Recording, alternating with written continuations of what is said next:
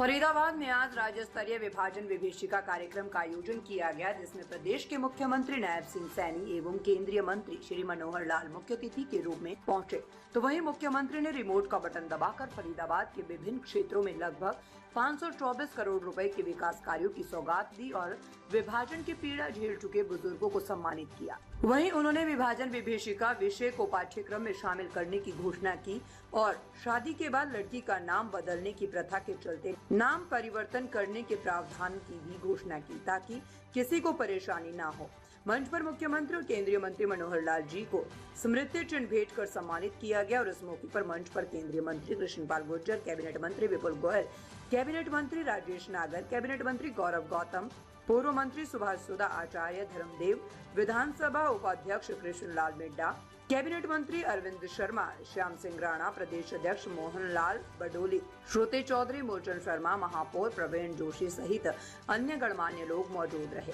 मंच पर सभी गणमान्य केंद्रीय एवं प्रदेश कैबिनेट मंत्रियों ने विभाजन के समय अपनी जान गंवाने वाले शहीदों को याद किया और अपने अपने शब्दों में श्रद्धांजलि दी। भारी बारिश के चलते पंडाल के अंदर भी बारिश का पानी जमा हो गया और इसके बावजूद लोग जैसे तैसे मंडल तक पहुंचे और नेताओं के विचार सुने। हरियाणा के मुख्यमंत्री ने अपने संबोधन में जहां विभाजन की पीड़ा सहने और शहादत देने वाले शहीदों को याद किया और नमन किया, वहीं उन्होंने खराब मौसम के चलते भारी संख्या में पहुंचने पर सभी का आभार भी व्यक्त किया और कहा कि महान अज्ञात आत्माओं ने आजादी को लेकर जो महाबलिदान दिया है, हम उन्हें याद करने के लिए यहाँ इकट्ठे हुए हैं और प्रदेश में ये चौथा कार्यक्रम विभाजन विभीषिका के नाम से आयोजित किया गया है। आज का ये दिन वास्तव में बहुत ही एक आत्मनिरीक्षण का एक विषय है, क्योंकि जो घटनाक्रम जिसकी जानकारी आज बहुत से लोगों ने दी है, बहुत कम लोग हैं जो इस घटनाक्रम के प्रत्यक्षदर्शी हैं। लेकिन एक पीढ़ी ऐसी भी है जिन्होंने अपने पूर्वजों से ये सारी जो घटनाएं हैं भारत विभाजन की, वो सब सुनी है। और उसके बाद अगली तीसरी पीढ़ी ऐसी है जिसको आज भी बहुत चीजों का पता नहीं है, तो उनको सबको ये जानकारी मिले, इस प्रकार के कार्यक्रम का आयोजन वास्तव में इसका एक महत्व है। आज इस अवसर पर सबसे पहले तो मैं देश की स्वाधीनता का दिन 15 अगस्त उसकी पूर्व संध्या पर आप सबको देश की स्वतंत्रता की बहुत बहुत बधाई और बहुत बहुत शुभकामना देता हूं।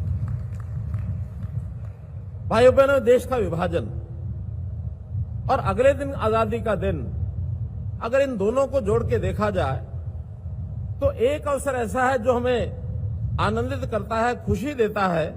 कि जिस भी रूप में मिली, लेकिन हमको आजादी मिली। उस आजादी की, स्वतंत्रता की खुशियां लगातार हम पिछले 78 वर्ष से मना रहे हैं। वहीं दूसरा सत्य भी है कि 78 साल पहले जिस दिन आजादी मिलनी थी 15 अगस्त को, उससे एक रात पहले 14 अगस्त को ये देश जिसको हम भारत माता कहते हैं, भारत माता के दो बाजू काट करके और धड़ से अलग कर दिए गए, एक पूर्वी पाकिस्तान, एक पश्चिमी पाकिस्तान। और ये जो त्रासदी का समय था, उस समय देश का विभाजन हुआ, एक पीड़ा, देश को आजादी मिली, अधूरी आजादी मिली, उसका कहीं ना कहीं थोड़ा सा संतोष, ये सब तो है। लेकिन लाखों लोग जो अपना घर परिवार छोड़ करके और जो भारत देश है, स्वतंत्र देश है, इसकी ओर चल पड़े और जो उनके साथ बीती, उसका वर्णन करना वास्तव में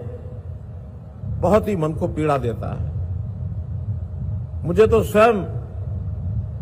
उस समय जो घटनाएं हुई, हमारी दादी जी, हमारी नानी जी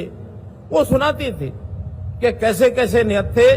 हम 3 कपड़ों में ही घर से निकले, कोई सामान साथ लेकर के नहीं चल नहीं सकते थे, क्योंकि उस समय मन में कई भाव जागृत हो रहे थे। एक बात कही जाती है कि वहां से जो लोग आए अपनी जान बचाने के लिए आए, मैं कहता हूं ये अर्ध सत्य है, ये पूरा सत्य नहीं है। सत्य तो ये है कि उनको अपने देश भारत से प्यार था, इसलिए घर छोड़ करके वहां से चले। उन्होंने अपने धर्म पर अडिग रह करके अपने जीवन यापन मन में विचार किया कि मुझे अपना धर्म नहीं छोड़ना, इसलिए घर छोड़ा है। केवल जान बचानी होती तो धर्म परिवर्तन करके वहां रह जाते, जान बचती, कुछ नहीं जाता था, पैसा भी रहता, मकान भी रहता, धन दौलत भी रहती, लेकिन उन्होंने उस धन दौलत को, उस मकान को, उस व्यापार को, उस खेती को, सबको छोड़कर, ठोकर मारकर अपने जीवन में कोई संस्कार है देशभक्ति का, उस राष्ट्रभक्ति के संस्कार को लेकर धर्म के प्रति निष्ठा को रख करके और वहां से निकले और यहां पहुंचे। पहुंचते समय कितनी कठिनाइयां उनको आई, सर धड़ से अलग कर दिए गए, गाड़ियों की गाड़ियां काट दी गई, लाखों लोग शहीद हुए। अब उन शहीदों को याद करने के लिए कांग्रेस ने तो ये सब भुला दिया था। मित्रों, उन्होंने कभी इस चैप्टर को याद नहीं किया कि लाखों लोग शहीद हुए हैं, उनकी शहादत की कीमत पर देश आजाद हुआ है और आज उनको हमको याद करना चाहिए, उन्होंने छोड़ दिया। मैं आज दो व्यक्तियों का आभार प्रकट करना चाहता हूं कि पूर्व में तो जैसा बताया 2008 में स्वामी धर्मदेव जी और हंस जी, आज विभाजन विभीषिका स्मृति दिवस के अवसर पर इतनी भारी संख्या में, और मौसम भी अलाउ नहीं कर रहा था, इतना मौसम खराब चल रहा है और उस मौसम के खराबी के कारण भी पूरे हरियाणा प्रदेश से इतनी भारी संख्या में आप लोग आज उन महान आत्माओं को, जो अज्ञात और ज्ञात जो महान आत्माएं जिन्होंने इस आजादी के अंदर अपना महान बलिदान दिया है, उनको नमन करने के लिए आप आए हैं। मैं आप सबका दिल से बहुत बहुत स्वागत और धन्यवाद करता हूं। मित्रों,